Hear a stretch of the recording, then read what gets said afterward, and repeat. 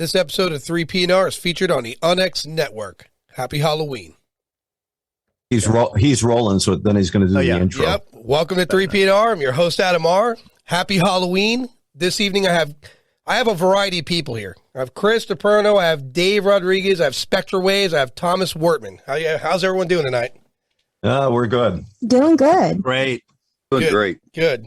So in the spirit of Halloween, we're going to be discussing the more creepier, experiences we've come across. For me, that's going to be all shopping related.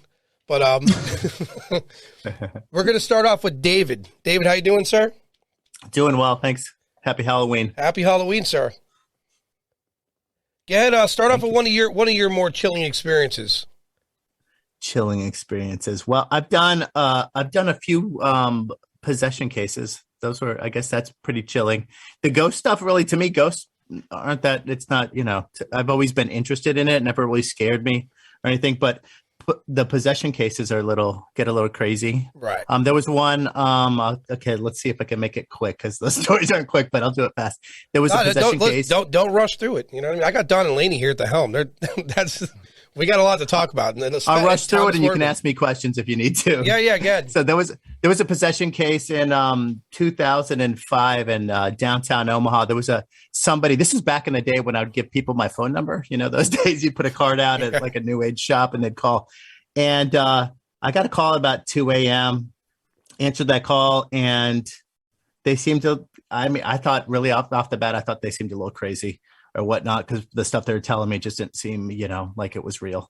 But I told them I'd call them the next morning and we'd talk. And it ended up a case where the woman would get possessed at night. Let me start from, they moved into this apartment in downtown Omaha. And within a couple of weeks, like the woman, they were a married couple. The woman couldn't work. The man, they couldn't sleep. She was just getting very angry. He was getting a little angry, but it affected her more.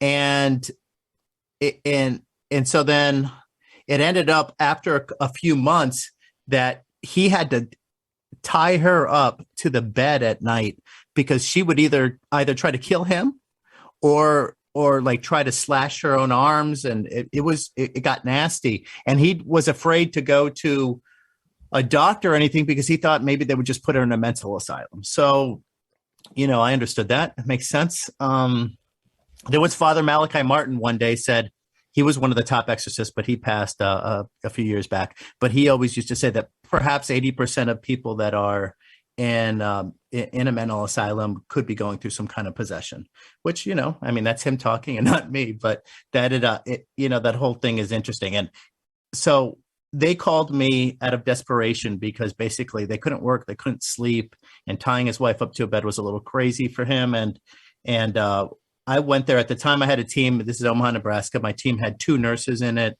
and a couple big guys. Basically the team was perfect for what we had. And we ended up going there on the first occasion. The woman wanted, she told us all the stories. We didn't see her really possessed at the time, but she wanted one of us to sit. She kind of felt an affinity towards the medium in the group, which was Annie. And she asked her to come and sit in her bed where most of the stuff would happen at nighttime. So they just kind of sat there, not sleeping, I think, but just laying there. And she was talking about what was going on. We had infrared cameras in there. And we were sitting in the kitchen, which is adjacent to that room. Right next to it. I said, listen, anything happens, we'll just jump in there if anything goes crazy. But we really didn't think anything was going to go crazy. But it did. So Annie ends up going into convulsions. And luckily she was one of the nurses, but Dottie was another nurse. And she couldn't really, we had Carl, who was rest in peace, he died, but he was a guy that was almost 7 foot tall. A huge man. And he tried to grab her from one end. We rushed into the room. He tried to grab her by her head. My buddy Dan tried to grab the other side. I tried to grab her feet. And it was like trying to lift, I don't know, a cement block. We couldn't even get her out of the thing. And she was shaking. And we ended up getting her basically Dottie's like, get her out of there, get her out of and I'm like, just get her out of the apartment, because probably that's the best thing. Just get her out of that location. We ended up getting her out of the room. Then it was a little bit easier. We pulled her out of the apartment and took her downstairs, but she literally, she was in, looked like she was in, like, had an epileptic fit or something. So that's where it started. But I mean, throughout that case, it lasted a few months, but we would get scratches on our arms. There would be, there was in the house itself, which when the woman, which we actually taped and saw her going under her possession, she would like get her whole face would change and kind of her eyes would get a little bit black. And then she would start talking like this, that type of, typical, like a movie type of thing. And at one point she put me up against a wall, said, "You're going to go to hell, David," but like in a demon voice, like, "You're going to go to hell." Like that was kind of probably one of the scariest things I've ever had happen to me. But I had to, you have to be strong during these things and not let it really affect you. But we would, when she would go under this possession, we would put K2 meters, which are EMF meters, electromagnetic, they would tell what's going on with energy in the rooms. We'd put them all around the apartment. And as she would go under this possession, it would start in her bedroom. You'd hear beep, beep, beep. These were, I don't know if they were K2s at the time. They were like cell sensors is what they were called, because this is back in the early 2000s. But so they'd go beep, beep, beep, beep. And then one in the kitchen go beep, beep, beep, beep. And you start hearing the whole house beep, beep, beeping. And it would get, and then all of a sudden she'd be like, start laughing, like, it was, the stuff was, it would get crazy in the kitchen, especially, but it would happen in other walls. But in the walls, there would be like this substance that would come out of the little corners of the walls and pieces of the walls. And that stuff we got tested. That was part like vegetable oil and part, I forget what else, some other kind of like synthetic thing, but like, it was crazy. So this was the first time that me and Carl, we were talking. He ended up being the director when I moved to Miami, and now his daughter's the director because he ended up passing from cancer.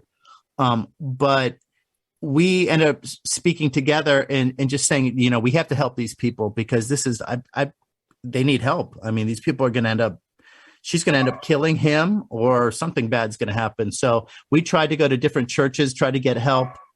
And we ended up getting help from one of the churches in Omaha. And basically I took them the video of what I found and the voices and all the crazy stuff that was going on. And they said that they would pray on it at least. So they called us back the next, it was about a day or two, maybe 2 days. They said that they had done a high mass or something, and they had prayed on it, and they deemed that, that they should go there and help. So they ended up helping over. Well, I'll tell you what the problem was. Basically, the apartment had been rented to them literally 2 weeks after a drug dealer got shot in the head there. Somebody came in, stole all his drugs, shot him in the head. That was, it was like a robbery. So that guy, I don't know how evil that guy was, but whatever happened in that apartment totally changed these poor people's lives forever, really. So the church came in, and the church was able to help them for about 2 months. And then after that, it got worse. They came back, the church came back, and it lasted less this time, like 2 or 3 weeks, and it came back. And basically, what I had told them is, because since my backstory is that I'd gone under possession, really the only thing that really helped me was to move from the location. That's like the number one thing. That's what they did. They moved out of state. They moved to a different place, and it got better. She'd already opened that portal. So I'm sure things. I mean, I spoke to her a couple of years ago, and she said that they're still married. Everything's fine, but things will never be normal after that. But there's my story. Yeah. The whole, having a tire, but that's all standard practice in my house. But when I spoke into these detectives that interview these serial killers, so people realize, when I hear these possessions and they change tone and voice and the way they behave, listen to the podcast from last night I did with a homicide detective who's interviewed these serial killers. They're one person when you're speaking to them, and then you'll hear in the episode where he discusses a victim that got away.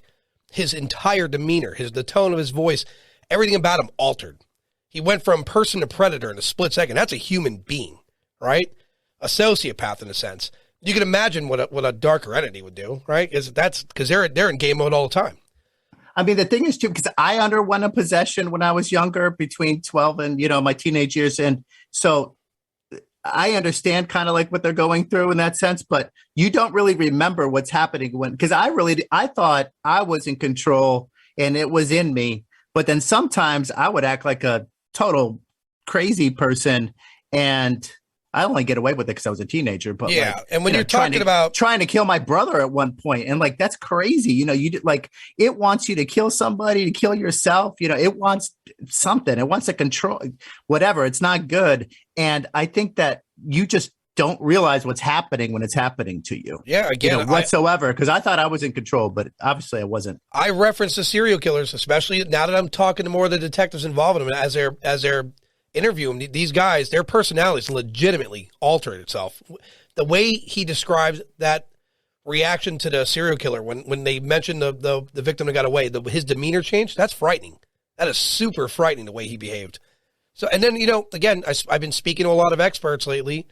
And when, the things that change in a room and when you're seeing moisture and the temperatures, that's currently being looked at by science. So I make room for it. Well, I'll tell you what used to happen to me. And I don't think I've ever really said this anywhere, but I've told some people, but I've never really said it out in the public. But basically what I remember when I would try in the deepest parts of the time, I'd get back home from school. I was in middle school, and I get home and I just sit in front of the mirror, rocking back and forth, trying to there's always some kind of thing in the Ouija board, you're playing that, you go in circles and stuff. There's some kind of rhythmic thing that goes on that's just natural with all of this type of magic type of stuff, I guess what you could call it, because I don't really know what else to call it. But and it just happens natural. So I would just kind of rock back and forth, and then my eyes would literally underneath, I get where your bags would be under your eyes, would just turn black, and it would take probably about 7 minutes, 5 minutes, something like that. You got to understand physics. And then I was different. Then I was a different person, and maybe that's when I would change and probably not remember much of what was going on. But I don't know if that happens to everybody. This woman, her eyes would get black on the side a little, but maybe that kind of blackness in your eye or around that, maybe that's a sign. But I think definitely the voice changing. My voice didn't change as much as this woman's voice did. Sometimes you think it's fake because the people are, they're speaking like they're in some possession movie, on television. Again, so that can't be real. I reference a serial killer. This is a biological person who, when he found out about a victim that got away, his demeanor change was frightening business. It gave cops the chills, right? This is a guy who literally altered his state. I'd spoken to you about Chris Deperno. I'd spoken about the whole thing in Colorado. I didn't say where, right? I didn't, because I really... No. That's an upcoming thing. I've literally off podcast heard lots about it. I'm not going to say because I know there's something coming there, and you're going to cover that eventually. But something's going on there, yeah. In Colorado, the Skinwalker Ranch, there you're talking about? Yeah, their version of it. Right. Well, first I want to just to comment about the serial killers, because I did have a murderer that killed a child. And my expertise was in interview and interrogation. I go in and get confessions. That's right. You were a homicide detective, yeah? Yes. That's right. And I actually had a child killer. It very showed a lot of remorse. And it's a game of chess. When you go in there and you start interviewing these murderers, especially the ones that are very good at it, I should say, it's a game of chess. They want to see what you have as far as evidence or what you know before they open their mouth. And you're kind of not giving all your cards out, but you want to show a little bit to make them think, hey, we got you cornered. So finally, when we call it getting them over the hump, when they say, okay, he's got me. This one child killer that I did have, I'll never forget it. He was crying on my shirt, Lee, and I couldn't have done such a thing. It was horrible what happened to this child, and I would never do such a thing. But when I had him, and he knew I had him, he stood straight up and he put a smile on his face and he leaned toward me. and that shows a lot of confidence and a lot of stuff that, going into me, he says, yeah, I did it. Yeah, I mean, can you imagine the chill right then and there? I can. I tell people this often. If you want to know what the afterlife is for spirits and energy, there's some real evil amongst us. I mean, yes, there is. Can I ask a question? Did their physical, anything change with them when sometimes when you would watch this? His personality just changed. It was the tears went away immediately. He erected himself up straight. You could see that his shoulders hunched up, and he leaned into me with a lot of confidence, like, I don't care what you know, kind of deal. And just the words, yeah, I did it. Chilling. Yeah, man. The more I talk to the detectives on podcasts, off podcasts, and I hear these stories about, especially the sociopaths. Listen, if you have any question what evil goes into the next world when we pass from here, it's undoubtable. There's so much here. Our species is a scary one. So I could tell you that a lot of times murders are done by passion, and people really are remorseful. But then there's that one section that people becomes, you just look at and say, holy Christ, what in God's name do I have sitting in front of me? Yeah. I mean, for somebody to just absolutely, this is all a game to him. And even though he's caught, he's confident. I don't want to blow the whole story, but from last night's podcast, listen to it. Because the shit this serial killer put the detectives through, just to be a manipulative SOB. By the end of that story, he was telling me, I was blown away. I couldn't even believe what I was hearing. That he had so many masks that I don't even know he knows his true own origin. So it is a game for them, really. Indeed, it is a game. Yeah. I had one where he actually came in and wanted to report his wife missing, and he had the nerve to walk in the police station and say, "Hey, my wife is missing," and he ended up taking her head off with a pipe saw. And I was able to get him to confess, but we had nothing on him. He was going to walk out the door, and we knew something was wrong, and we were able to convince him to not only confess but show us where he dumped the body and stuff. So, and once again, there was that evil sense there that he hated her so much. He was such in a rage with her, but he was able to control it in front of us until he realized that we had him. We had him.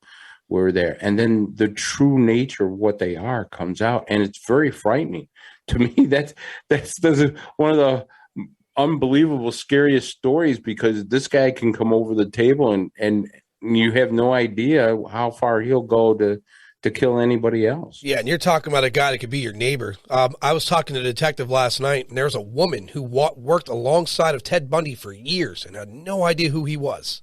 Yeah. You know what I mean? One of the biggest serial killers. That guy, his personality was on point. He was he was intelligent. You just wouldn't know. And even from courtroom, from who he was in behind closed doors, night and day. You know what I mean? So that is some of the creepiest stuff. I say it every time. Thomas, what do you got going on, buddy? What do I got going on?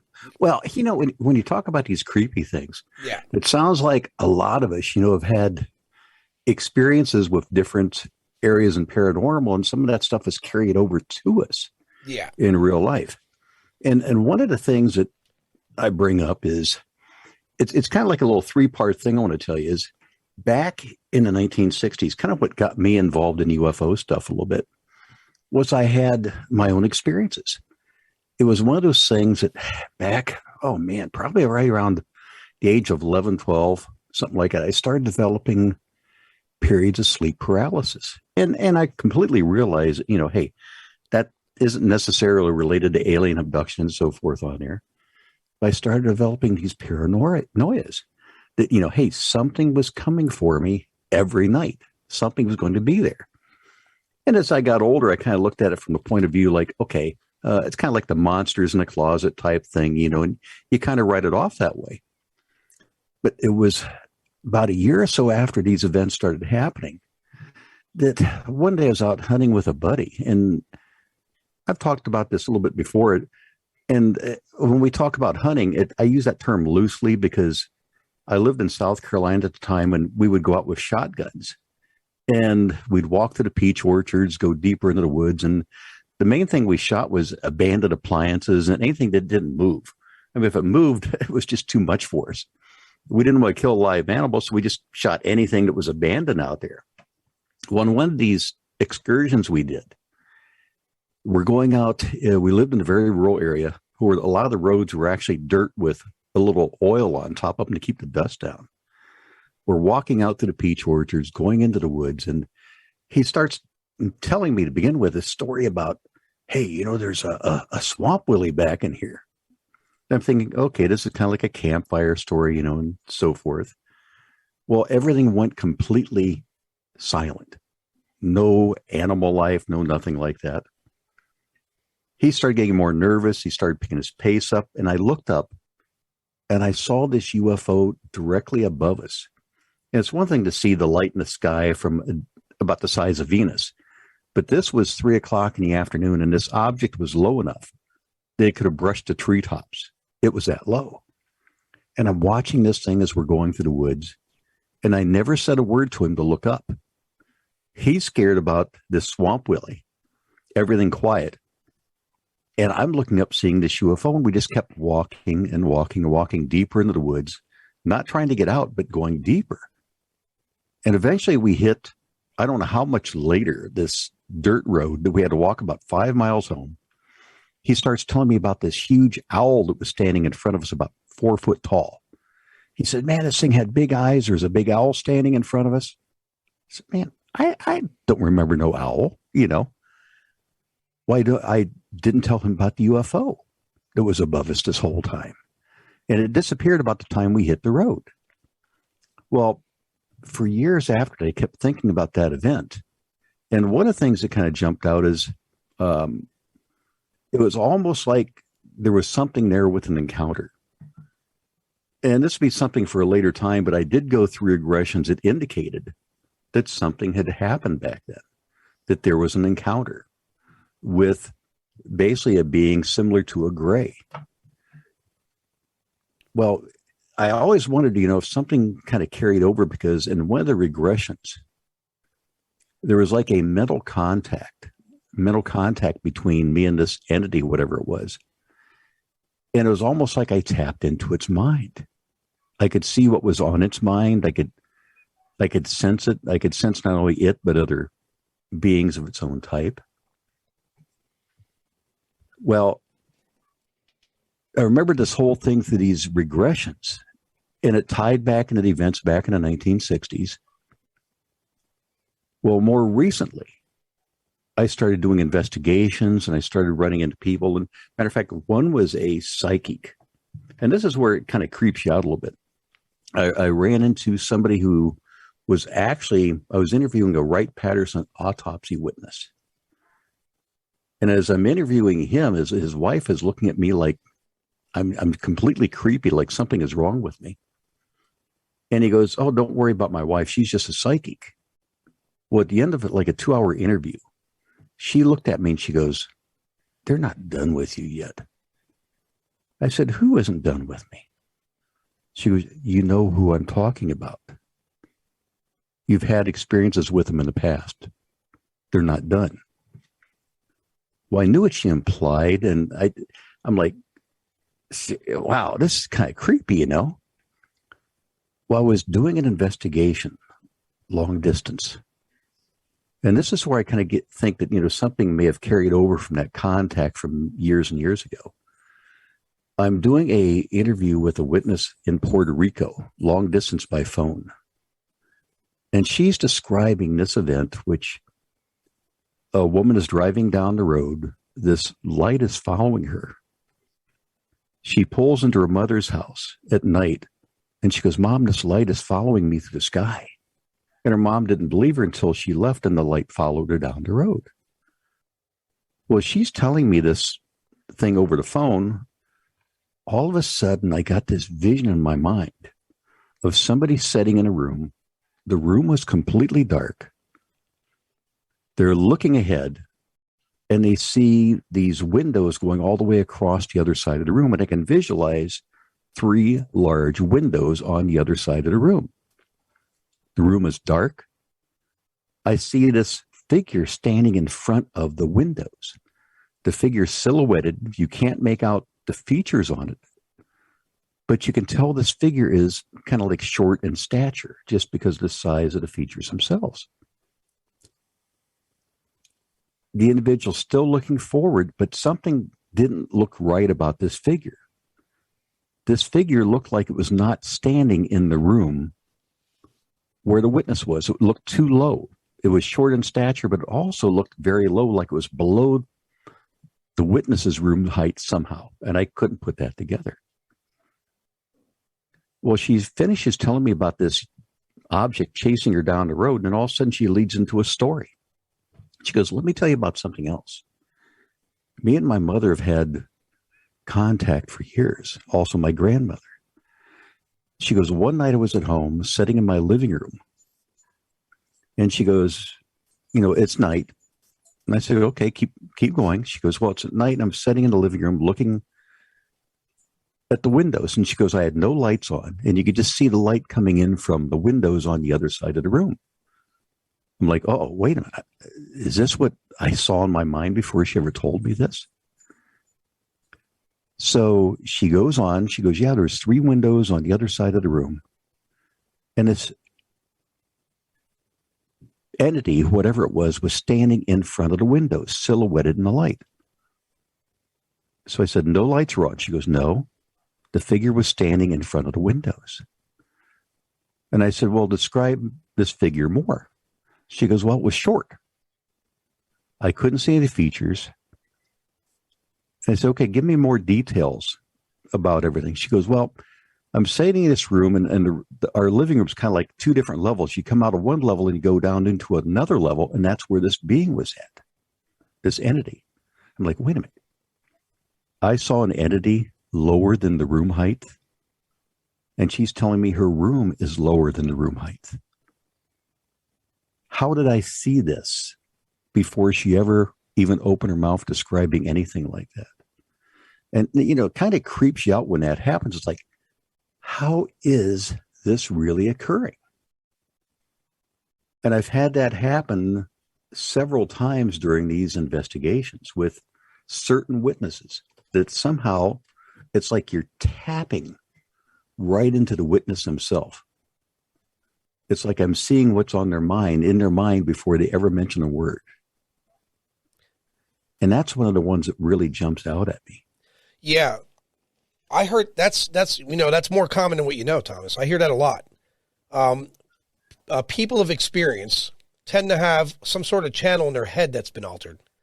Off podcasts, I hear that a lot. I have a lot of interviews off podcasts. I hear that plenty. And sometimes, like a woman stated, she was in public and she was amongst another one, and she just knew that person, and she approached her. She just knew she had an experience, and it turned out she did.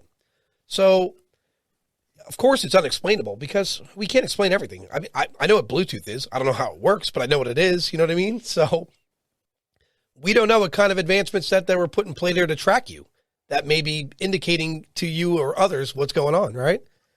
Right. And that's happened on, I don't know, maybe about 6 cases that really stand out. That, somebody that to me has had solid contact, a solid experience, that somehow it's like you tap in because there's something left over, maybe something from their contact and your contact that, like there's, like you say, there's kind of like a channel, kind of like, using your term Bluetooth, that somehow connects us together. Yeah. Something got altered in the brain. We're not aware of it. Real quick, David, you're going to take off. Yeah, I've got to get going because I've got an event in the morning. If I don't go now, I won't be able to eat dinner. But thanks for being on, man. I appreciate it. Hey, nice meeting you all, and happy Halloween, everyone. Happy Halloween. Yes, happy Halloween. Happy Halloween, David. Happy Halloween, David. All right. Bye, everyone. We'll circle back to Thomas in a minute. Dawn and Laynee. Hey. Laynee is, so that you don't know, like I say this to everyone, pretty tough guy in real life, right? I will not walk into some of the places Laynee will just walk into. Just walk in. No thought, just walks in there. and stay by herself. Yeah. That's really the key there, Adam. Yeah. Is that so we just concluded about a week and a half ago our second go round with the Forest Home Cemetery, because it was I haven't watched it. I'm saving it. Save it for tomorrow. It was so prolific the first time that we went there. There was so many things that were going on. Is that we had spirit box interaction the first time. We had Connect figure coming out of the ground, which doesn't happen very often.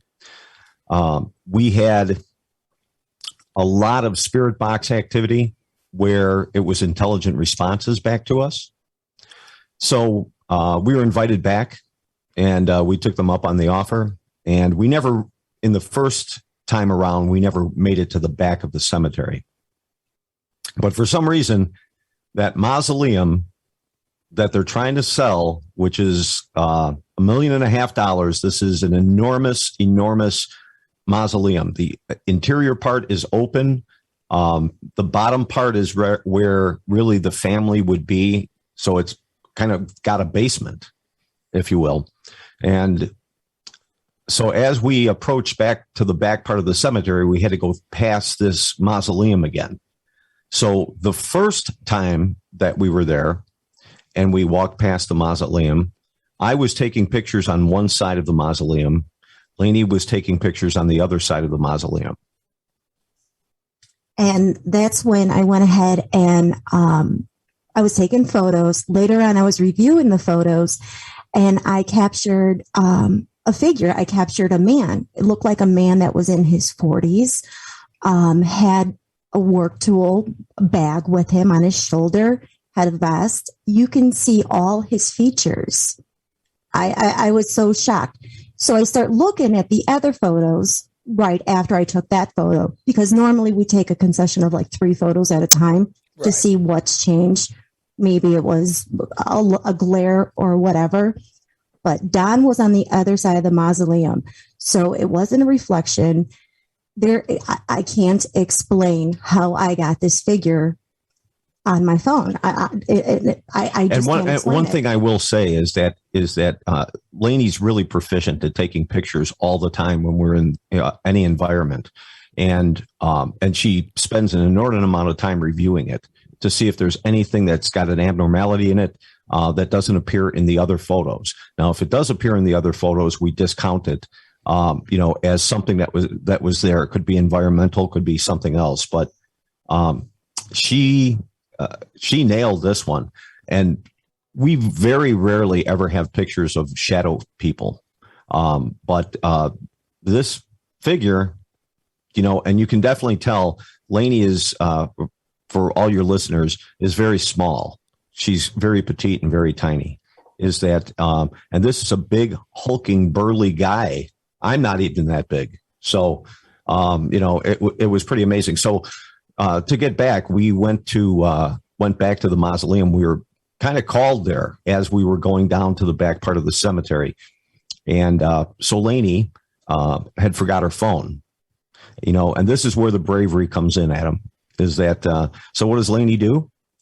She doesn't say, well, I'll go back. We'll go back, walk 5 minutes to the front of the cemetery, 5 or 6 minutes, and go get the phone, because she left it in the van.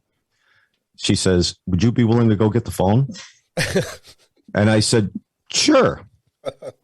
Okay, I'll go get the phone. And so I make my way back to the van to go get the phone. And in the interim, she does an entire investigation by herself. So one of the interesting things about this was, again, for some reason, Laynee keeps getting called back to this mausoleum. So she does the investigation. She actually has the 3D Connect camera out. She's putting out REM pods. The REM pods engage, and then just as the REM pods engage, the 3D figure pops up on top of the REM pod, which kind of corroborates the fact that there is an entity there. And then we have these static detectors that are called vortexes, and they only detect static electricity. You can't even really set them off by touching them unless you rub your hand against the top of it. That's the only way you can engage it, similar to how you would do a balloon on your hair. And so those went off as well. And the figure jumped from one side. Now they have these two giant lions that are on either side of the entryway. And so it's on one side of the lion, then it's on the other side of the lion. And so by the time I get back, right, this happens a lot, so Laynee is garnishing all this activity. I get back with her phone and Laynee says, look, we've got a Connect figure and it's been real active since you've been gone. And I go, oh, look, he's dancing. And then he's gone. And that was the last interaction that we had at that mausoleum. But we collected the equipment. We started to make our way back towards the back of the cemetery. And what happens? That's when I got touched on my head. It wasn't like a bug touch. It was somebody that literally just tapped my head with their hand. And I go, Don, I just got touched on the head. He goes, no way. What do you think it was? And I said, I really think it's from the mausoleum. For some reason, something keeps calling me back to go to that mausoleum. And I will say this is that, and I had the infrared camera going and I looked up because, of course, it's an older cemetery. There are huge trees in there. There wasn't a branch. We would have had to have been 15 feet tall to hit a branch. So there was no branch. There was nothing that could have, tapped her on the top of the head. And it was kind of cool that night. So there wasn't a lot of bugs. Which sometimes we get moths or whatever that are attracted to the IR light and they'll bang off the top of the camera but there wasn't a lot of bugs that night. So, so that's our most recent creepy story. Yeah. I watch these videos and I find myself saying, what the hell is Laynee doing? She's just going to walk right out there. You guys have a great dynamic. I said it before. You really do. She has the experiences and you investigate and she just charges out there. I've got to tell you, there's some scenes I saw where it's not even fear. I'm just so cautious, right? She just walks in and she smiles. She gets excited. These other shows, these people have an experience like, oh my God, you see that shit? Or she's excited about it. You know what I mean? She's totally excited, right? I totally love it. I really do. Yeah. And the more evidence we get, the happier she becomes. Yeah, I see that about her. Me, because I'm a nut. Like I told you, I'll just run up on something. I see something, again, I'll document. I might not come back from it, but I'm definitely going to document it. I even, the patch paper of Oak Forest, picked up the story and put it in the paper. So I was really happy they put the image that we got by the mausoleum. They call it the paperboy image because he's got like a paperboy hat on. Right. And yeah, that was really exciting. So a lot of the local people got to see the story, read about the story. Yeah, see, like Chris Deperno, you should connect with these guys, right? Because Chris is former detective. He's in MUFON. That's a good network to build, because there's a lot of parallels. Absolutely. I mean, think of the evidence that they're collecting right there. I mean, the stuff that they have done is just amazing. And I got to tell you, you're a braver person than I am. Yeah, Chris, I don't like ghosts. Watch the videos with her. She just walks into scenarios that I typically wouldn't walk into without thoroughly making sure everything's okay. It's impressive. Well, the living, I would say, is sometimes more scary. Of course. So. Yeah. And Chris can attest to that, right? Sometimes the living are a lot more scary. Much more. Well, absolutely. Yeah, Chris.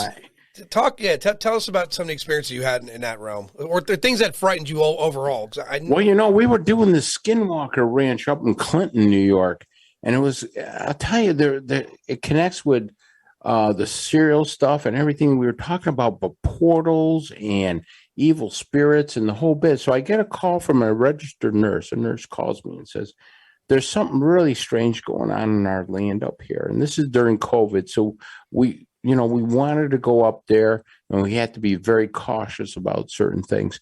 But she says, strange things are happening. There's lights in the sky.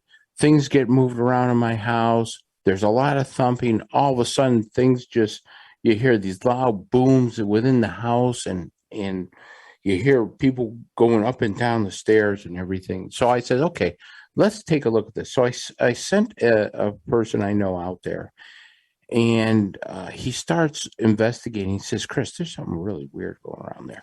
So I asked the psychic, I says, do me a favor. Go out there and just tell me what you're feeling. He comes back and he goes, Chris, this place is really evil. People have been dying there. What do you mean dying there? He said, no, I'm telling you, there's something there, and there's something by a creek. So I talked to her. I says, you got a creek that's running through your land there? She goes, oh yeah. I says, well, what do you say? There's very strange things that go around right about that creek. And I talked to the psycho. What do you got? He says, there's a portal there. There's an absolute portal there. There's stuff coming in and out of the portal all the time. He says, and it's not good. I says, okay, well, let's take a remote viewer. So we took a remote viewer and says, tell me what you see there. She said, death. People died there. So I thought, well, maybe it's an Indian burial ground. Maybe there's a war there. Couldn't figure out what was going on because there was nothing like that on this particular farmland. It was farmland and stuff. And then she started getting UFO sightings. And we were getting a lot of UFO sightings. We got some pictures. We couldn't quite make it out, but it may possibly have been a gray. We're not sure. The photos just didn't come out as well. As it's one of those old outdoor cameras that you set up, motion detector type of thing, probably the first generation. Right. So you can't put a lot of stock into that because you just can't see a clear image of it. But individual people were going there. But here's the thing, what we found out about this place. So we did some research on it, and it used to be a nursing home. And the lady that ran the nursing home, when she wanted to get rid of people, she would take them out in the cold in the winter and let them get hypothermia and die. Wow. And then she had this old country doctor that would come up and pronounce them dead of natural causes. Jesus, man. And we were flipping out because obviously the spirits were still there, haunting the place. And the people who had nothing to do with them, I mean, this is years and years and years later, they're experiencing all this craziness there because of probably mass murders. So they go, can you imagine? She says, okay, you ran out of money. You're getting kind of old. I'll decide I'll put you out in the winter. And then when you freeze to death, I'll bring you back in, thaw you out. And then I'll call the doctor. Hey, so this guy died during the night. Country doctor come up, and say, well, yeah, okay, he's dead. Ship him off. And then where's the next one? So it was an amazing investigation because we were able to get a psychic in there, a remote viewer, and to be able to see that we're getting all kinds of different things.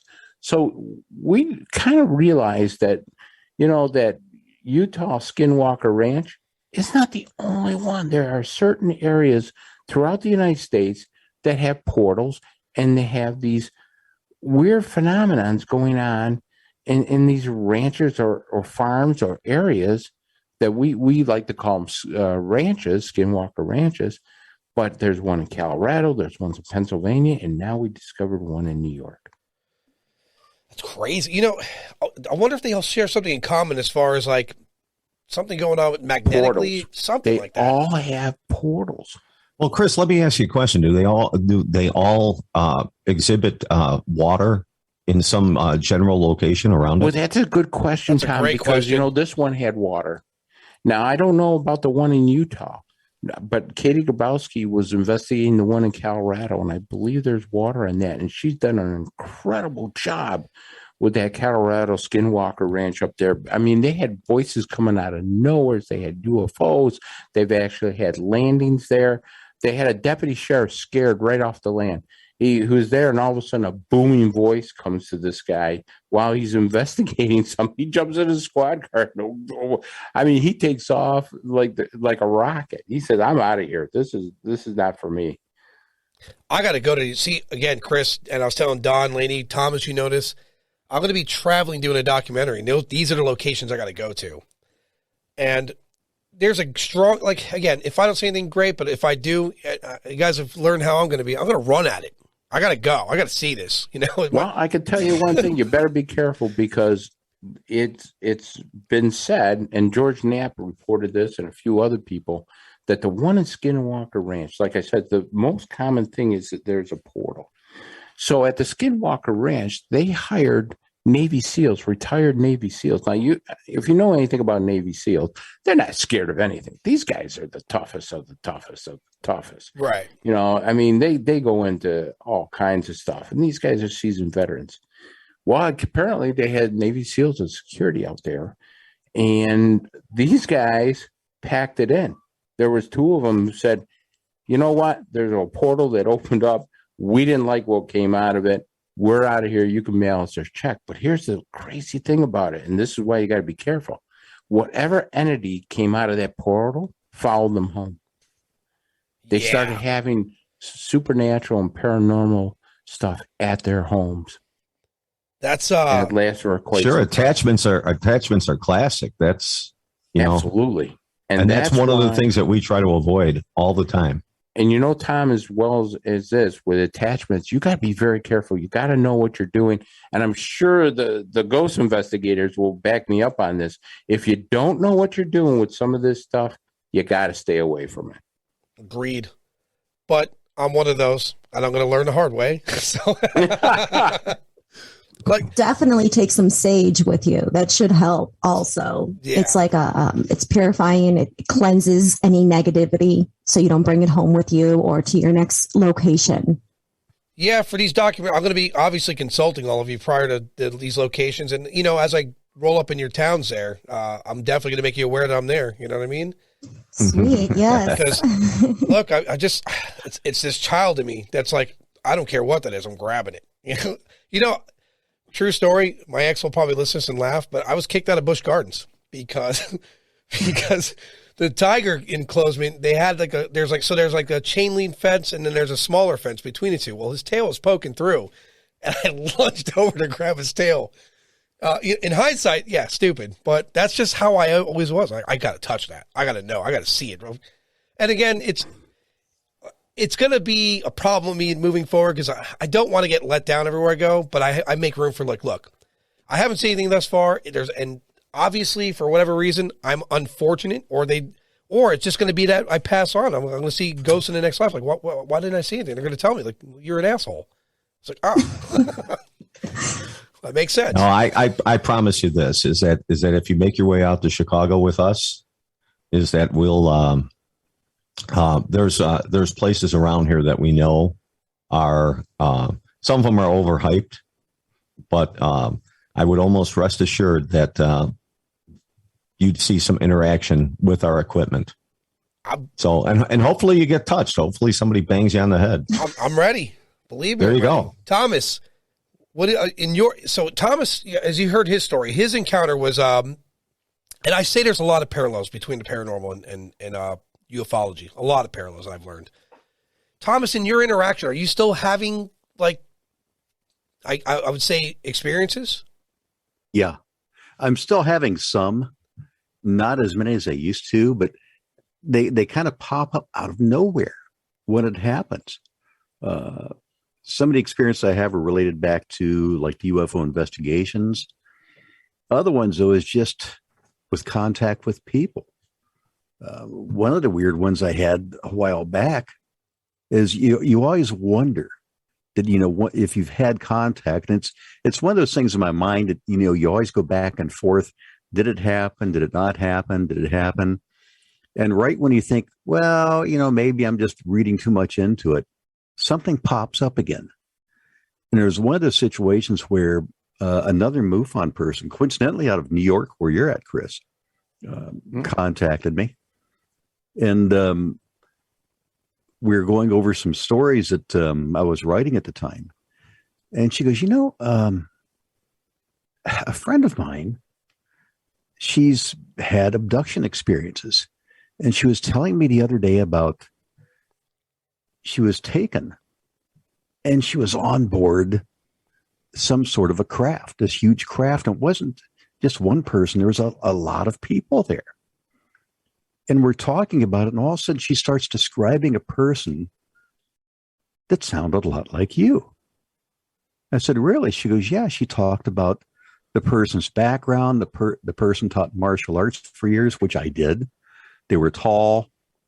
And she says, the way she described the person, it sounded a lot like you.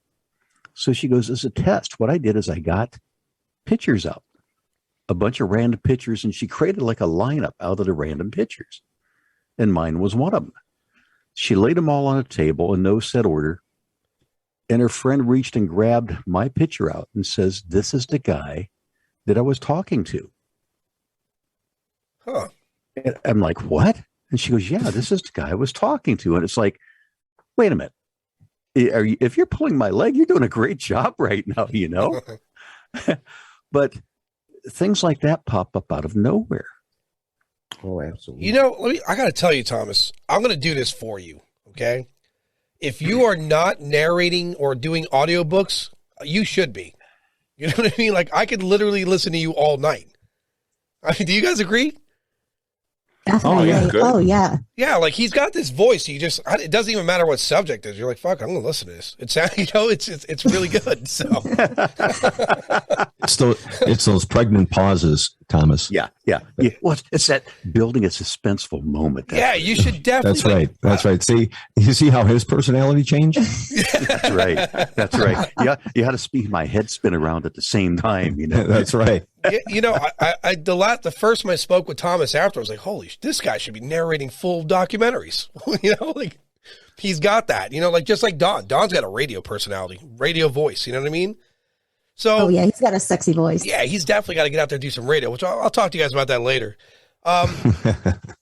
Here's my scary experience, right? And it's not probably as scary as most would think, but it was good enough for me to ponder. Since I started doing this podcast and the website's up, and you know, obviously I'm getting a lot of people emailing with their information, etc. I had one guy send me basically a novel, and I'll put it in summary because it's long. In summary, my theory that I had on gray aliens and what they're doing here was really spot on, right? About that. And so if, you know, you guys don't know what I think, I think they're, you know, advanced robots with some sort of biology, you know, as an exoskin with the consciousness uploaded. And we're here under long-term study, in short. This person who emailed me said that my theory on the gray aliens is spot on and done really well, and I should utilize caution because the reptilian such and such nation is going to take notice of this, and they're going to more than likely I'm going to end up missing. So don't go for any hikes in Wyoming. Right? Yeah. So yeah. When I read that, I was like, what? But then. So I typed this in, and it's just not reptilians. It was something reptoid, something that along those lines. So I start looking into this, and like you read these stories. And I can't think of the guy's name now, and I lost it. He was really famous in the 90s. He was a whistleblower, and there was like a battle underground, gray aliens versus military. Phil Snyder. Phil Snyder, there it is. Yeah, and he allegedly committed suicide, and they found him, I guess, in a way where he was strangulated and it couldn't be suicide. Yeah, you better put a big thing on that alleged. Yeah, I'm going to read more about him. I haven't, because unfortunately, everything I find on him video-wise is grainy, poor production. I can't really gauge the person himself. I don't see any real interviews. But then that word popped up.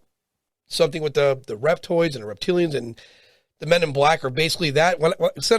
In short, when I read this email, it creeped me out. Like to hear anyone out there be like, hey man, your theory is really spot on. They're going to get you. Well, you know, you probably are not really far off, Adam, because I'll tell you some of the information that I got is that the grays, when they actually had the gray that was living, they had to bring in botanists because they realized that this was organically grown, and their way that they take in nourishment and exhale waste products and everything is more plant life than anything else from what I was told. and that these grays are not, from each other, that they're kind of, grown in to do like worker bee type of stuff. So I don't think you're far off. Yeah, I say this because as a kid, and this is a childhood mind, right? When I first thought about aliens, and it was Communion by Whitley Strieber, which scared my mom and I. My mom bought the movie Communion. You remember that movie Communion? Right. Yeah. So I was watching on my mom on the couch. It was dark, and the dog jumped on the couch, scared the shit out of my mom and I. You know, so as a kid, I remember looking at that image he had on his book, and I was like, that doesn't look like it's a thing, like something that breathes. It looks like, if I had to guess, it was like a mask. And then the movie Fire in the Sky comes along, and he's describing, Travis Walton basically said in a nutshell, like, suits or whatever. Well, in that movie anyway, that's actually not his opinion, it turns out. That was just, Hollywood production. But I remember I took that idea, I adopted that idea. But, your thoughts evolve as you start using logic. And for me, I read somewhere to cross just our Milky Way galaxy is like 10,000 generations or something like that, right? So it made more sense to me for it to be an advanced life robot. And yeah, what you're saying about the botanist makes sense, because if you're going to use an exoskin, obviously it's going to have to be biological and something that's more resilient than ours. Because our skin, if you look at Terminator, and I hate to say it, but without a pumping heart, that exterior, that Terminator didn't make sense. But yeah, plant life makes plenty of sense. All it needs is sunlight, right? And water. So you can definitely put it over a machine. What technology they use to grow it. Yeah. I mean, who's this? Like, look, I say this a lot. It's my theory, or it's my belief, but today's science is yesterday's theory. And yesterday's theory was the imagination of a child and his curiosity. That's just how it works. That's how science comes to be. You have to imagine, theorize, and then work hard to make it a science. And then, like all other science, it's going to be disproven eventually. That's just the nature of it. So, yeah. And I talked to Don and Laynee a lot about the spirits in our last, for me, the energy of the human body, the electricity we put off, makes more sense for those spirits to be pure energy, which is why they affect the temperatures of the room, why you get the readings on some of your instruments. It makes sense. Oh, absolutely. Yeah, absolutely. It, and that's what we use to corroborate all the time, is that there are hundreds and hundreds of hours of video that I have that you only get to see a small snippet of, because of the fact that a lot of times, first off, it's boring, right? Because you wait for an inordinate amount of time to actually capture something. But when you do get interaction, it generally does not continue on. It's usually a hit it and quit it kind of an interaction. And we always try to post things that have corroborating interaction with our equipment. And whether that be electromagnetic, static, or with EVPs and spirit boxes, you just can't make that stuff up. And that was one of the things that we told you before, was that's kind of what started us down this path. We wanted to see if this equipment actually worked in the field, and lo and behold, we've stuck with it since. So, you're absolutely right. That's really what energy is, right? Energy never dissipates; it continues on. Yeah, and we are energy, right? We're like a living battery. And I say this a lot too. This planet of ours, our home here, is billions of years old. And we don't know what lived here prior, whether it be humanoid, animal, or otherwise. And we don't know how good or evil they were or weren't. And their energy, just like ours, sticks around. So we don't know what's out there. We have no clue. It's interesting. And that's what makes it sexy, right? It's an interesting subject. Well, compared to the whole universe, which is over 14 billion years old, right? I think we're only just over 3 billion.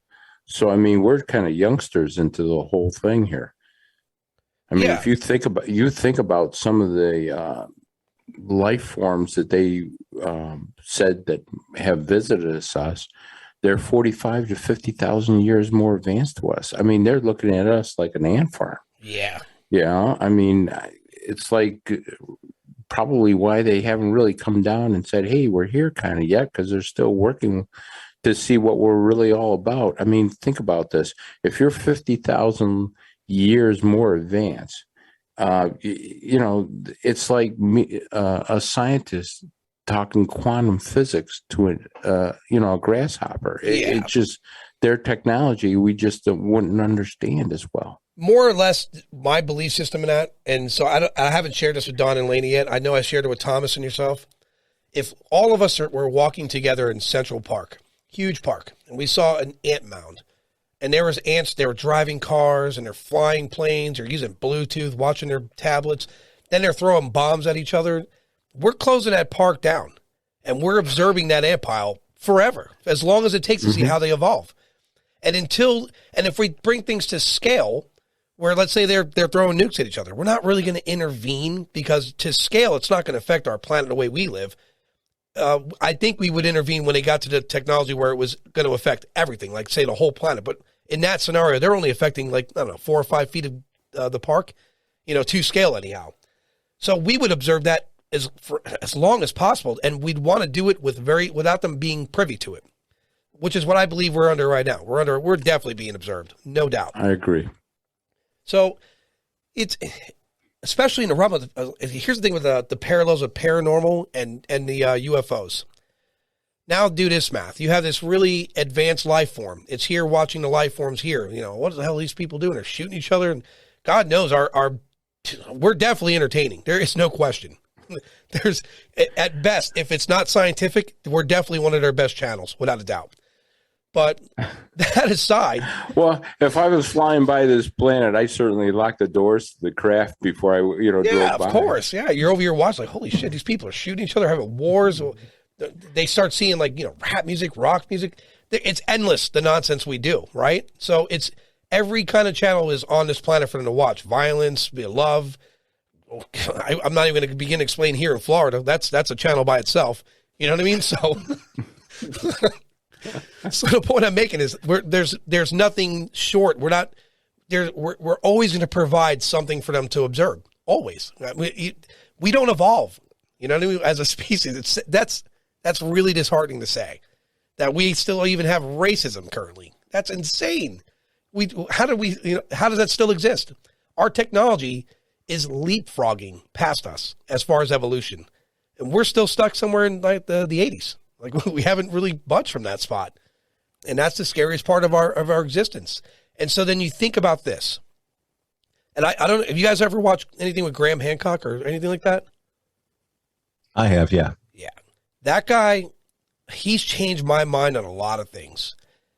So for the paranormal and UFOs likewise, again, 3 to 4 billion year old planet, it millions of years ago, another civilization could have been here, whatever it may be, and it perished. If our civilization just fell off Earth one day, in 4 or 5 million years, there'd be no trace of us. Nothing other than, not even satellites. I'm sorry. They would eventually crash Earth and disintegrate. So there'd be no trace. So we don't know what energy is already here prior to us, right? Graham Hancock has also made it very clear, and I have to believe the guy, because it's perfect.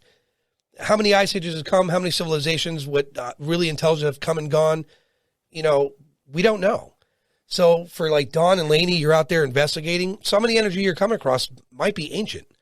What? Oh, it absolutely could be. Yeah, sure what Thomas's experiences with whatever he's experiencing could be ancient, or may such be. Because if you think of this too, and not to beat this or play this record again, but look back at the ancient Greeks and all the technology and all the ideas and the wonderful inventions they had. And here comes Rome with Catholicism and puts the brakes on that. And so we're basically 2,000 years behind the ball on technology. So had Rome not done what they'd done, who knows where we'd be right now in the realm of technology and what we might have discovered. So I make room for a lot of these ideas. And another thing too, I appreciate about Don and Laynee's channel, exactly as you said, there's no nonsense. He gets right to the good stuff, right? There's no build up. There's like, all right, guys, did you see that orb? And then commercial break. And then we wait a little bit. And then we wait 30 minutes to see something that may or may not excite us. Don and Laynee get right to it. And then you find out it's dust or something, Yeah. right? Yeah, it's just hard.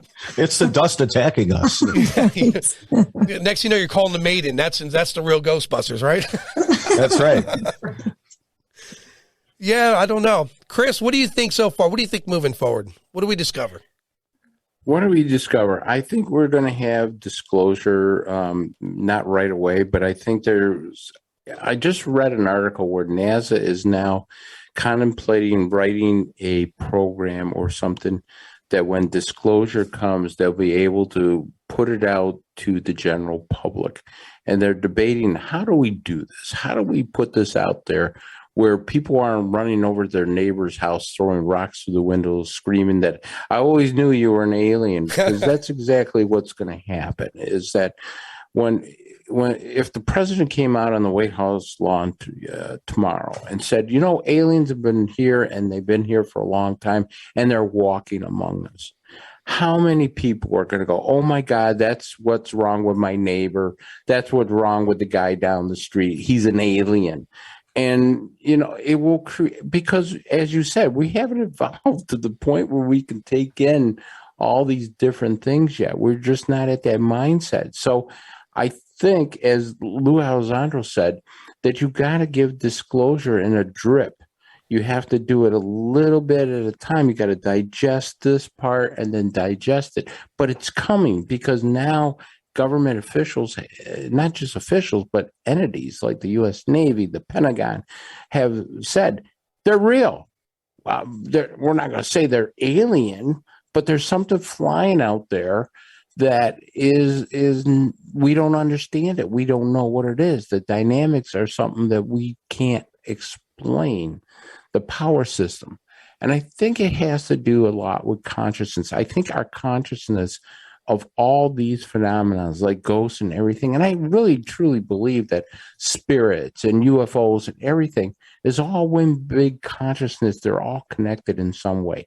We haven't put the puzzle together, but it's there. And now this is the idea, is that people like yourselves and ghost hunters and ufologists and everything, they all are trying to put the pieces together, and they're expanding out. I love that. They're not just saying, I'm just a UFO guy. I don't believe in ghosts or anything. They're saying, no, we got to look at the whole paranormal spectrum as a whole. Yep. You know what, Chris? Stephen Murrah is coming back on the show. He's already on. He's a paranormal specialist. And he did he said that, and I agree with him. He says there's too many walls up. There's too many lines. We're compartmentalizing these subjects, and they should be shared as a whole, as you said. Otherwise, we're not going to understand the whole thing, right? You can't figure anything out without looking at every aspect. And the biggest thing for me, so here's my imagination. Ghosts are energy. If they're demons, they're energy, right? These are energy sources. We know that you could trap energy using certain devices. It's how Bluetooth works, right? A beam is sent, we catch it, we pull it out of the air. We have ways to intelligently capture energy to benefit us, technical. And this is a childhood in me. I want, I'm not saying we're going to have a photon pack, right? I'm not saying this, but it'd be nice. But there's got to be some way we can have something that captures the energy, right? Some sort of technology. Now, here is where I see a parallel. Identify the energy. Right. Here's the parallel that I think anyway. There's a theory. By just me saying it in my head one night, I was like, wait a minute. Here we have now these entities that are highly advanced from someplace. They're observing us. As they're observing us, are they seeing these other anomalies? And then they start beginning to try to capture and learn and study them themselves. Highly, in my opinion, explains Skinwalker Ranch, right? They're there using their technology, trying to capture these things and causing absolute conundrums going on there, right? Just chaos in these locations. And something Don said earlier about the water source, it makes sense, because to be the best conductor you could have is fluid, yeah? So there's absolutely a lot of connection there, right? And I have to believe the parallel there is these entities that are watching us or observing us, alien or otherwise, as observing us, saw these ghosts, and they have something that captures energy the way I imagine in my mind, whatever that may be. I'm not a scientist, but that's what they're doing, and that's why you're seeing these enormous anomalies in these locations. That's the only conclusion I can come to. That's to explain Skinwalker Ranch the very best I can is when you have a higher technology. Because if you think about a billionaire owned that spot, set up all these cameras, and like nothing worked out for this guy on camera. It's because a higher intelligence has figured that out. And as they're trying to study, they're screwing up our ability to do it so they can continue to do it on their own. Right. So, yeah, and that shouldn't be that hard to absolutely interfere with it. Yeah, it shouldn't be. And just to your point, Adam, is that one of the things that we've come to find out, and it's kind of known in the paranormal ghost hunter realm community, is that not only is water a conductor, right, but they believe, and I don't think with evidence at this point, but the belief is that a lot more manifestations happen in buildings or areas that contain water in a close proximity and limestone. Yeah. And so limestone, they believe, is a capturing mineral for energy. It captures and holds the energy. And that's why, for lack of a better term, it traps it. Right. And it traps it in that environment.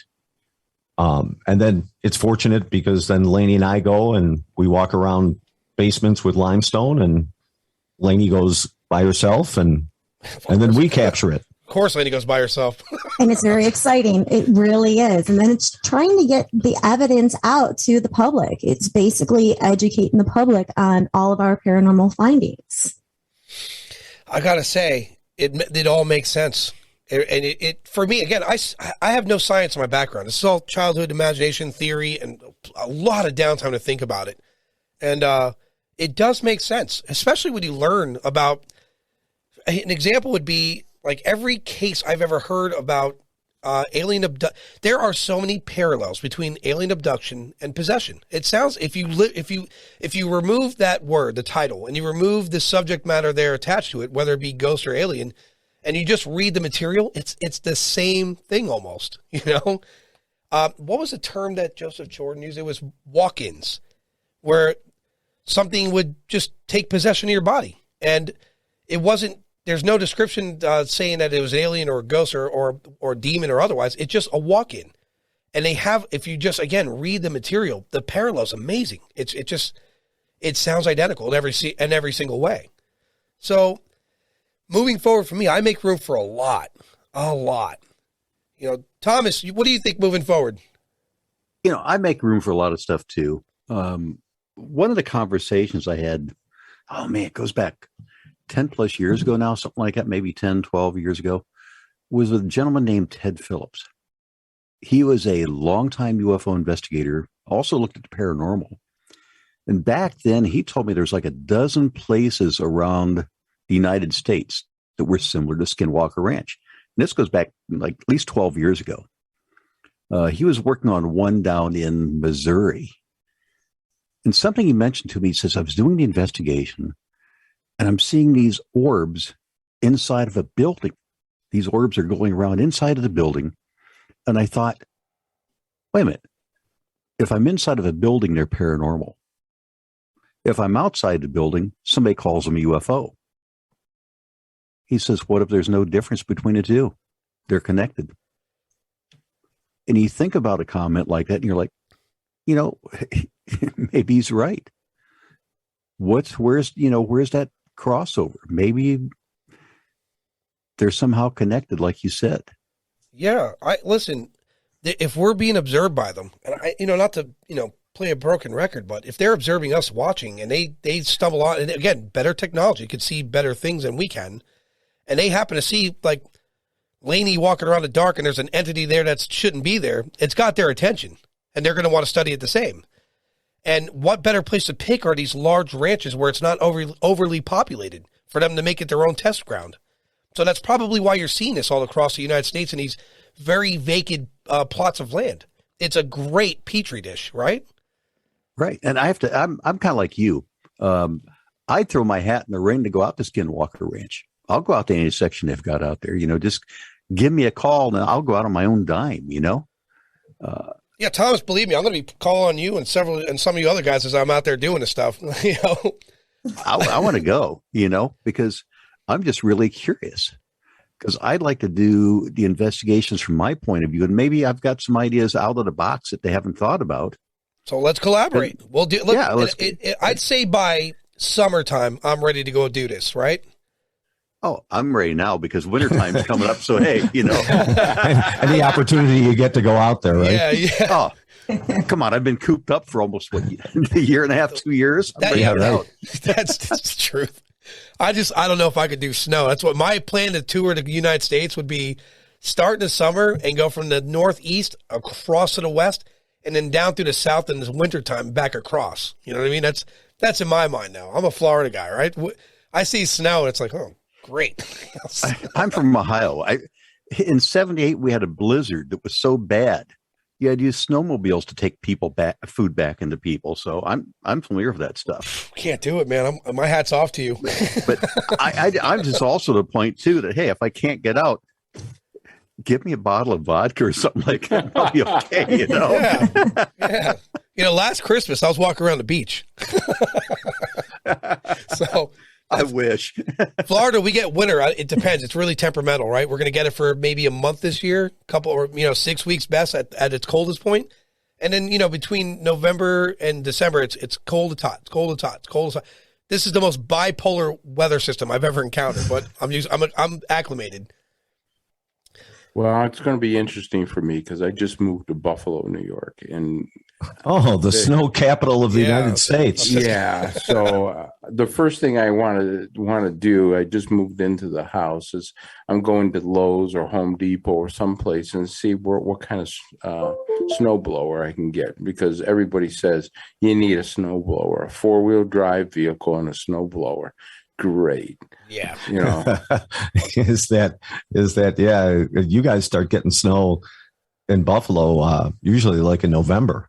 Oh yeah. We don't even get nailed in Chicago until usually middle of December into January, but then we get that lovely stuff off the lake all the time. So it could not be snowing anywhere except here. There's like no system. It just comes off the lake. Yeah, we're right close to where I live. Right, that's right. Erie, and so we're going to get the snow effect there. Yeah, the only problem in Florida is we have what I call the daily hurricane, right? So it'll just rain here for zero reason, crazy winds too, out of nowhere, and then it'll be sunny. It's a crazy place. It's beautiful here, but it's crazy. Chris, where you live in Buffalo, you got a house, right? Yeah, I just moved into a nice house in a nice neighborhood. There's a lot of reports of stuff in the skies out there, man. Very much. We just got a report right where I live. We looked on it, and sure enough, right in the same neighborhood that I live, somebody reported a UFO sighting. So we're investigating it now. We're getting tons of reports in New York. It's getting crazy here. Hudson Valley I'm telling you, they're going to have to put traffic lights in the sky because these UFOs are going to crash into each other. I mean, it's just unbelievable sightings in the Hudson Valley area, right by the Hudson River. We've for years and years, but now there seems to be an uptick in the sightings in that area again, and strange phenomenons and stuff. And I call that area the Area 51 of the East Coast because all kinds of military things have happened there, scientific things, right under people's noses. That's another stop for certain. Oh, if you really want to see things about paranormal or UFOs, the Hudson Valley has got to be one of the top 4 in the United you were States. telling me that. Mike Penicello from the MUFON, Connecticut, I'll have to share the link with you. It's these sky cameras. I already got one. Right when he sent it, I was like, I'm done doing it. Because I don't spend a lot of time looking up. It's a shame for me to say that because I'm desperate to see something, but I get so preoccupied on a walk, I don't even bother. It's stupidity on my behalf, shame on me. But these cameras, you just put them on your roof, right? Or some fixture, and you can hook it up to your computer, and it just monitors day and night. How genius. And they're expensive, no joke, but worth it if that's what you're looking for. And from what I'm reading about them, Don and Laynee could use it too because some of them have IR, and some of them, if you pay the money, they have, what do you call that? FLIR, like little FLIR cameras. Yeah. Yep.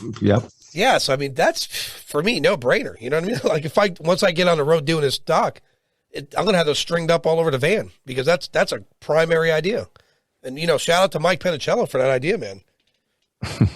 Well, like Tom was saying, he was saying about not knowing sometimes the difference between the UFO and the paranormal. There was one time I was laying in bed and I was up, I was alert, and I saw like about 7 different lasers straight in front of me.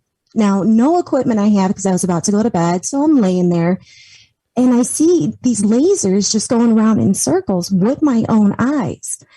And I just like kind of froze, which I'm really mad at myself for doing, that I just didn't get up and grab equipment. But I froze and I'm like, what do you want? What can I do for you? Yeah, Laynee, so, I mean, was it paranormal or was it a UFO? What was it? You got to make such the wrong timing. You can't be mad at yourself. Again, I say this to some of these off-air cases I discuss. Again, I have to make room for this is advanced technology, and you don't know if it's altering your state of mind and being and what you feel or think. You don't know that, right? I hear so many people tell me that they go into, it's a really weird combination, right? The majority say the same thing as most. They get like paralysis. They can't move. Then I hear another group of people where they go into a state of euphoria and comfort. They just, it's not that they can't move. They just don't care. And then there's the other group of people where they're into this state of confusion where their body and their brain isn't synced right. And they're just not reacting the way they want to. And then here's the other thing too. And I say this a lot. You're talking about advanced technology. They can make you perceive things. You understand what brainwaves are and how they can be manipulated by, like if you get an MRI, your DNA is not the same as it was prior to the MRI. I've learned that, some years ago. And that's just us, imaging to find an anomaly. Now imagine what we could do with controls, right? Things that you can control with technology that we can. Like I reference this show a lot, Future Weapons from back in 2008. Sound wave machines that could render someone unconscious, and percussion machines that could literally blow your lungs up. And, that's our technology. Obviously for everything we have is geared for war. I get why, but it's kind of stupid, but imagine what Adam, in Hudson Valley area back in the 1930s, Alfred Loomis had one of the most secret labs there were called the Tower Building in the Hudson Valley area. And what did they work on? Exactly what you were saying. Human brainwaves. They were experimenting and working on it back in the 1930s. You could check out the name Alfred Loomis. He was a billionaire and a brilliant physicist. And he created a lab called the Tower Building right there. And that's one of the things they were really, really working on were how to manipulate, how to work, how to understand brainwaves. Right. Look, that's, to me, the computer we call brain, very powerful tool. We don't even use it at its full capacity, right? Now, try to imagine like someone like that guy you're talking about advanced 50,000 years and what he can do to your brain when he feels like it. Look, people like Laynee are like she's rare. She'll do, again, Laynee walks. I have to check my 360 everywhere I go, make sure I'm good, right? Laynee just walks in there, right? No fear in her. So for her, if they were going to make an approach, of course, I'd be like, well, this one here will just walk up. She doesn't care. What do we do to put her in a state where we can alter that? You know what I mean? So consider that for in the future. Anytime you feel something abnormal in those paranormal scenarios. And I will say this is that if and Chris and Thomas, you probably haven't seen pictures of us or anything, but if I was an alien, I would definitely come and visit Laynee. Yeah. Laynee's a fox, man. She is. No question. Thank you. So Thomas, for you especially, your story intrigues me because it seems like it has some some similarities to even Travis Walton's story. Like it feels like selection, and which is again a good thing for you to be an investigator for what you do, because you have, and I say this a lot, if you're an investigator, I'm not saying everyone has experience, but it makes it easier for the person you're interviewing because they feel comfortable. They're not being, there's no doubt cast upon them. They're not being looked upon as like an idiot. You're relatable. And that makes it easier for them to open up to you. I think that's an important factor. What do you think, Tom? Oh, Thomas, what? His mic's down. Oh, yeah. So anyway, hey, yeah, but Adam, I just want to add what you were saying about brainwaves and stuff. Yeah. Have you ever heard of Project Pandora? You know, The CIA's Project Pandora used microwaves to send signals to the human brain that showed how they can affect emotional and pathological states. So think about that. They were doing that years ago. How much have they advanced through Project Pandora now? Forget it. Forget it. I mean, try to imagine this. The F-822 Raptor was a black project in the late 80s, 90s, and the F-117 and B-2 bomber were black projects in the 50s and 60s. You can only imagine what we have in black project right now. Yes, Chris, that's a big deal, actually. I'm reading that right now. The CIA Pandora project, that's a big deal. There's countless information about that. I'll have to read about it. And that was done years ago, where they were actually trying to develop weapons to be able to use microwaves for that. And who's to say they haven't done it and how they haven't experimented? I mean, look what they did with MK Ultra. Think about what they're doing with Project Pandora. Yeah, well, I mean, imagine this, man. Einstein made, everything Einstein did nuclear-wise was, in his mind, was not geared to be a weapon. It was not geared for that. Even the guy that worked on the Manhattan Project, from what I read, was heartbroken when he discovered what it was going to do. These things were geared for, sustainable energy for X amount of time. And, of course we're going to make it a weapon if we see its potential to, be one up on our adversaries. I don't disagree because, look, we're a powerful country, but we're not the evil one, or we're not the most evil, I should say. So there's other countries that would use that power. If we didn't have it, it would easily be used against us. Not even a second thought. So, well, and IE, just like in Cuba, right? I mean, you're hearing reports come out of the news on a consistent basis about embassy staff, having brain problems. I don't necessarily think that it's aneurysms or anything, but and they're still not sure if it's sound waves, if it's a microwave signal that's directed. But these people are absolutely ill, and it's more than 200 people was the last report that I read. Not just in Cuba, but in Eastern Europe as well. So somebody's using it. Yeah, and maybe we're doing like we did in the 50s, right? Where we tested. Yeah, I shouldn't laugh about that, but where we tested, anthrax and and even back in I think it was around the turn of the century. I could be wrong about that, but where they tested syphilis and gave it to troops. Yeah. So. Is that, but it doesn't, and you see these reports coming out, little by little. I don't follow them verbatim, but you can't even help but not hear about this, though. Yeah, it's I did read some stuff about that, and I don't know what conclusion to draw on that. It's bizarre because it's not like it's isolated. You're right. It's pretty spread out, and when something's spread out, you have to believe it's with intention. Oh, absolutely. Yeah. Yeah, if it happened just in one part of Cuba, it could be, an isolated thing. But there's no doubt. It's happening. And I'm one of those, I wait to hear more than, what I could, to learn more anyway. But you're right. It's definitely happening a little more spread out. I'm going to look more into that. I'm definitely going to look more into that because that's got my attention. Don, moving forward, before we close, what would you like to see to come out in the paranormal world as far as technology to help you in your investigations? If you had to use your imagination, say, I would like this. I would like to see a proton pack. Me too. No, I'm sorry. Me too.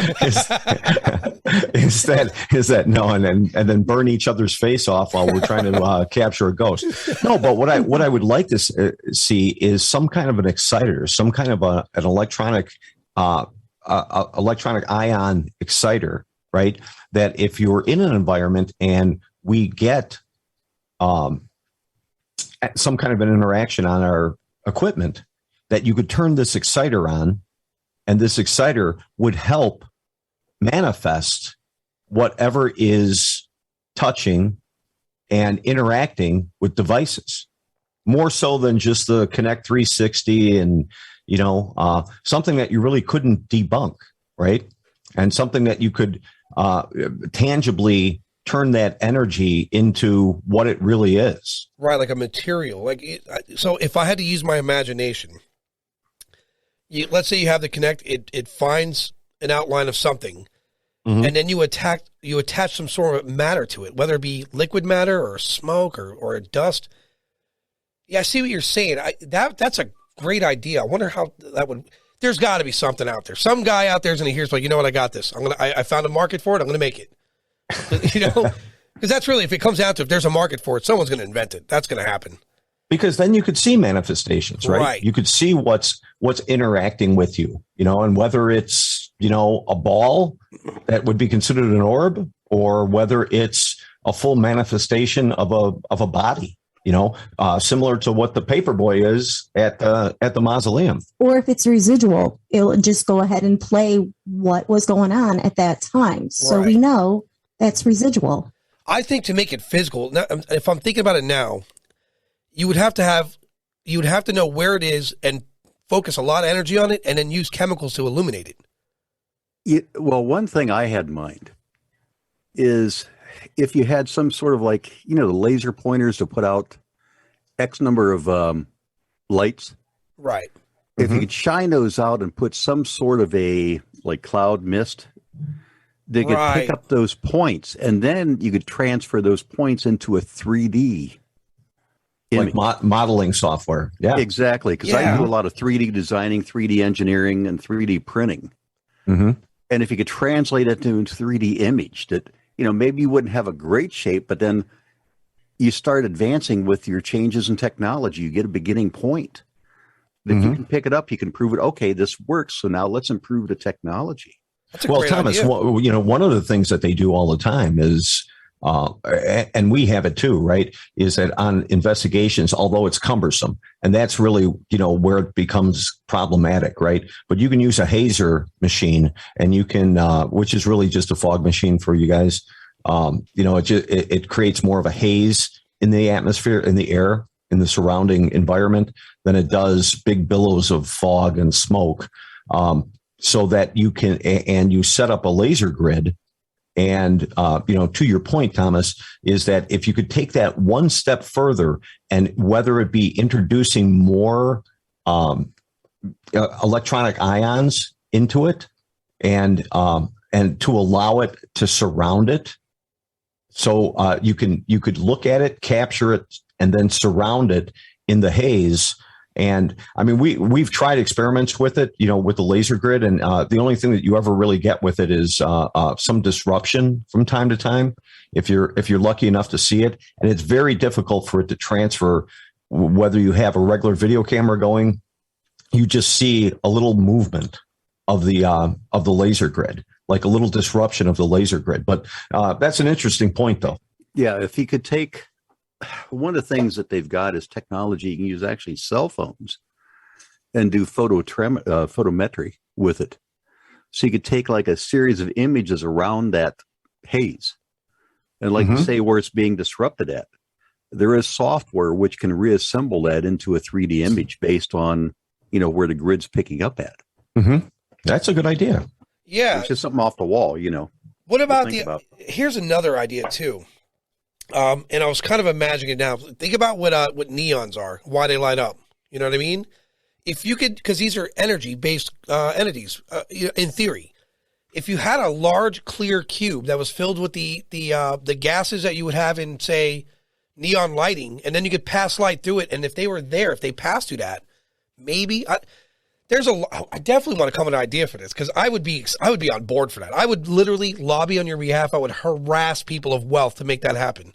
You know what I mean? Because that's what I am. I want answers. I want them now. There's a market, because even if some guy spent some money making blah blah blah tool and it costs $4,000, but he's saying it's got a good, there's a strong chance it's going to get an entity. The people are going to buy it. Everyone's going to buy it. It's going to happen. The TV stations are going to buy it. All the investigators buy it. I would push hard for it, So something. I like that idea though about the haze and then the grids, but something. It's energy, and energy if it's in fluid, right? And you add light to it, it would have to give it almost a physical prowess. You would think so. I mean, that's really what the premise is behind it. So, and the closest thing, like I said, that we have currently really is that 3D Connect. And we've told you on other shows that we can debunk, a lot of things with that 3D Connect. Right. For some reason, it loves broomsticks. It thinks broomsticks are people. Don't know why is that, but it loves that. And, but we know it, and it loves lamps. It'll map lamps. Even if they don't have to be on, just table lamps. I don't know if it's the reflective capability of maybe the base of the lamp, right? Or that it reflects back and it thinks it needs to map it. It's usually a jumbled mess over the top of a lamp, right? But in the other instances that we use it is when you're out in the middle of a cemetery and all of a sudden an image appears on the ground and it's not a fluffy bunny. Pretty much that you have nothing that those little, laser dots are bouncing off of and manipulating, right? And returning that thing back to you. Is that so? So we really believe it, and it happens to be Laynee's favorite thing. Yeah, like the image. Yeah, you were saying about the one image in the graveyard. When that image jumped up, it actually jumped back down into the grass. Yeah, that was at Spring Lake. Yes. Yeah. I imagine if they had more like facial recognition software or instruments readily available, that would be a go-to, right? Oh, sure. Because sure. I did read a report. If I did tell you guys about it, in fact, I think I did. One of the off-air podcasts, a guy worked for a building I won't name. It's federal, won't name where, but one of the machines kept picking up something on the facial recognition on its, I believe he said its southeast location, and they replaced the machine and it still picked it up for the span of a month or something like that, and then it stopped. But ultimately it was picking up. It wasn't just the one machine, it was replaced.